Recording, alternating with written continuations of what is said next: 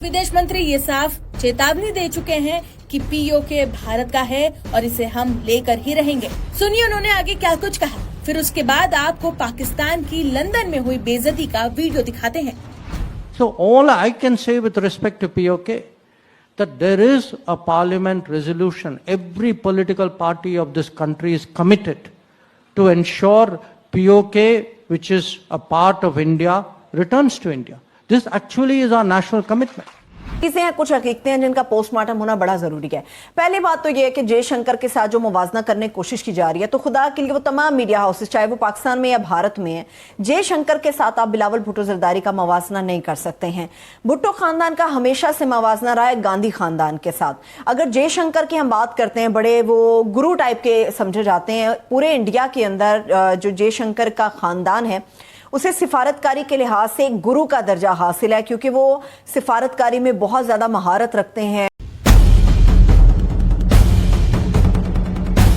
पाकिस्तान के बुरे दिन शुरू हो चुके हैं। भारत से लेकर लंदन तक पीओके की आजादी की मांग उठ गई है। एक तरफ भारत के रक्षा मंत्री राजनाथ सिंह, विदेश मंत्री एस जयशंकर ने पीओके पर बड़ा ऐलान कर दिया है, तो वहीं दूसरी तरफ लंदन में भी पीओके को पाकिस्तान से आजाद कराने के लिए जबरदस्त प्रदर्शन शुरू हो गया है। जिस वक्त पीओके की सड़कों पर आग उठी, उसी वक्त विदेश मंत्री एस जयशंकर के सामने आए बयान ने आग में घी डालने का काम किया।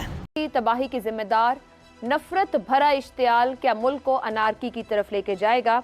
हालात जहां आ गए हैं या अवाम को जहां ले आया गया है, इसके आगे हल है, हल नहीं है, या एक बार फिर रो पीट कर अवाम आराम से बैठ जाएगी या मामलात हाथ से निकल जाएंगे? हसन वजीर खारजा साहब ने एक इंटरव्यू दिया, उसमें उन्होंने ये फरमाया, जी हमें अपने घर को साफ करने की ज़रूरत है, हमें मजीद काम करने की ज़रूरत है, माजी से हमें छुटकारा हासिल करना होगा। आखिर ये हमारी जो खारजा पॉलिसी है इतनी कन्फ्यूजन का शिकार क्यों है? आर्मी चीफ तो दुनिया को कह रहे हैं डू मोर, और वजीर खारजा साहब कह रहे हैं कि हमें कुछ करने की ज़रूरत है। आइए अब आपको लंदन में पीओके की आजादी को लेकर उठी आग और पाक की बेइज्जती का वीडियो दिखाते हैं। दरअसल ब्रिटेन में रहने वाले कश्मीरियों ने पाकिस्तान डिप्लोमेट को घेर लिया और जमकर नारे लगाए।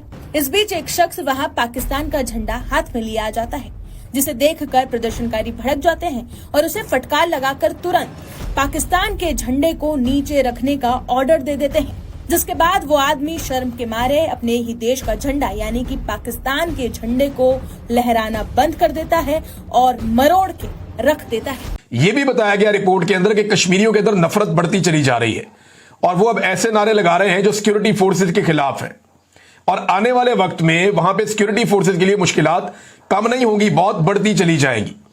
अब जब इन सारी चीजों को इकट्ठा करके पहुंचाया गया, तो परसों रात को पहला स्टेटमेंट आता है, हुकूमत की जानिब से पैंतरा चेंज किया जाता है। अगले दिन यानी कल राणा सनाउल्लाह साहब का स्टेटमेंट आता है, जो एक दिन पहले कह रहे थे कि जनाब ये तो गद्दार है, इंडिया के साथ मिले हुए हैं, और अगले ही दिन स्टेटमेंट आता है कि नहीं ये तो हमारे भाई हैं, हमदर्दी हमें इनसे प्यार है। ख्वाजा आसिफ का बड़ा, सबका, ख्वाजा साद रफीक का, सबके मीठे मीठे स्टेटमेंट आते हैं, और जो लोग कश्मीरी हैं PMLN में उनको इस्तेमाल किया जाता है कि जनाब फौरी तौर पे जाएं और जाके कुछ ना कुछ करके मुज़ाकरात करें और जुम्मे से पहले मामलात को तय कर लें। अब मामला जब तय करने के लिए ये लोग बैठते हैं, तो पहले तो जो मुज़ाकराती कमेटी है दूसरी जानिब से, मुज़ाहिरीन की जानिब से, उन्होंने कुछ चीजें तय कर ली। उन्होंने कहा जी वज़ीर आज़म आज़ाद कश्मीर को शामिल ना किया जाए, वहां वज़ीर दाखिला कर्नल रिटायर वकार नूर है उसको भी शामिल ना किया जाए। उनकी तरबियत इस तरह से होती है। फिर जयशंकर जिस तरह से स्टेज के हिसाब से आगे बढ़ते रहे हैं, वन बाय वन उनका जो दर्जा उनको मिलता रहा। मनमोहन सिंह के वो बड़े फेवरेट थे, अमेरिका नवाज ऑफिसर का उन्हें दर्जा हासिल था, फिर करते कराते वो वजीर खारजा के ओहदे के ऊपर आकर बैठ गए। ये सारा के सारा इलेक्शन की तैयारी है, क्योंकि नरेंद्र मोदी के पास anti Pakistan anti Muslim slogan के अलावा है कुछ नहीं, तो अब उसको फिर से रिवाइव करना था, तो इसलिए ये सारा कुछ हो रहा है। और ये सर क्रीक के ऊपर अब इनको याद आ गया कि पता नहीं सर क्रीक में क्या हो रहा है और क्या नहीं हो रहा, तो इसीलिए उसके ऊपर तवज्जो दे रहे हैं कि हम ये कर देंगे वो कर देंगे। तो I would pay not much attention to it. अलबत्ता ये ज़रूर है कि वहाँ भी फॉल्स फ्लैग हो सकता है कि किसी किस्म की चीज़ कि जी पाकिस्तान की तरफ से ये अग्रेशन हुई है वहाँ सर क्रीक के अंदर, और हम उसकी रिटेलिएशन कर रहे हैं, ये भी फॉल्स फ्लैग है ना, प्रोवोकेशन। तो इसलिए I think we should be careful कि सर क्रीक में India should not try and take advantage of the situation. इस पे ISPR की तरफ से भी रिस्पांस आया, बड़ा जबरदस्त रिस्पांस आया। उन्होंने कहा है कि भारत दोबारा तसादुम चाहता दिखाई देता है। भारत को भरपूर पुरज़्म और बिला तकल्लुफ जवाब दिया जाएगा। भारत के दूर दराज हिस्सों तक ज़र्ब पहुंचाएंगे। इससे पहले भी इंडिया की तरफ से बार बार को नए बयानात आ रहे हैं। 3 बयानात ऊपर नीचे आए। इनमें ये जो सबसे पहला बयान जिसका मैं जिक्र करूंगा वो उनके वजीर दिफा हैं जिनका नाम राजनाथ है और बड़े मशहूर लीडर हैं वो। उनका ये कहना है कि पाकिस्तान सरीक्रैक के अंदर बहुत ज़्यादा कोई गड़बड़ करने की कोशिश कर रहा है, वहाँ पे कोई फॉर्मेशन तब्दील कर रहा है, वहाँ पे अपनी फौजों को मजबूत कर रहा है और ये हमारे लिए नाकाबिले बर्दाश्त है। और अगर ये पाकिस्तान बास ना आया तो पाकिस्तान को इसकी सजा भुगतनी पड़ेगी। साथ उन्होंने ये भी कह दिया कि एक जो सड़क है वो कराची तक जाती है वहां से, तो अगर ऐसा ना हो कि हम उस सड़क पे चलते हुए कराची पहुंच जाएं। नाज़रीन, आजाद कश्मीर वाला मामला जो है ना वो काफी मुश्किल पैदा करता चला जा रहा है एस्टेब्लिशमेंट के लिए और वहां की हुकूमत के लिए। वहां एक नारा लगाते हैं कश्मीरी और उस नारे का इंपैक्ट इतना ज्यादा है कि ये नारा इनकी नींदें हराम कर गया और इनके लिए दर्द सर बन गया है एक नारा। आज आपको मुबारकबाद हो। पाकिस्तानी अवाम के लिए आज मसले का दिन नहीं बल्कि फील्ड मार्शल और उनकी रजीम के लिए आपको बहुत बहुत मुबारकबाद हो कि आज़ाद कश्मीर की अवाम ने अपनी भरपूर अवामी ताकत, पुरअमन अवामी ताकत के साथ फील्ड मार्शल और उनके साथियों को शिकस्त फाश दी है। जी हाँ, नमस्कार दोस्तों, जय हिंद। दोस्तों, एस जयशंकर जी के एक बयान ने पूरे पाकिस्तान में खलबली मचा दी है और सभी को एक ही डर सता रहा है कि अब तो पीओके हमारे हाथ से चला जाएगा। जी हाँ दोस्तों, एस जयशंकर जी ने साफ तौर पर कहा है कि अगर भारत को पीओके चाहिए तो सारे पार्टियों को एक होना होगा और सबको मिलकर इस बात के लिए तैयार रहना होगा कि पीओके जब आए तो संसद में सभी एक ही आवाज होनी चाहिए कि भारत का ही पीओके है और भारत का अभिन्न अंग है पीओके। वहां पर कोई दूसरा राय नहीं होना चाहिए।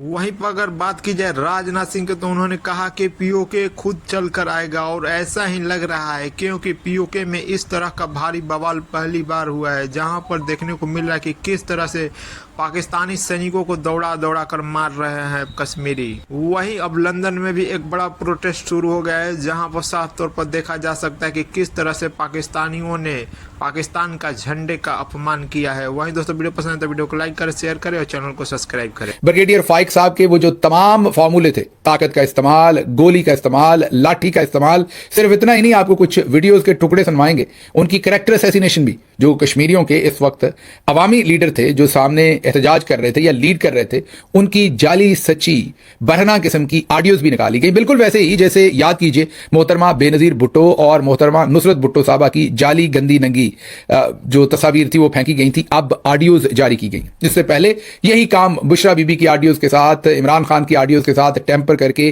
फेक तरीके से ये किया जाता रहा। ये पुराना हमारी एजेंसीज का काम है कि जब कोई काबू ना आए तो उनकी किरदार कशी की जाए। यही काम वहां करने की कोशिश की गई। सिर्फ यही नहीं, वहां पर तो लाशें भी गिरी, 12 लोगों की शहादतें हुई, लेकिन उसके बावजूद कश्मीरियों ने अपना नाम और अपना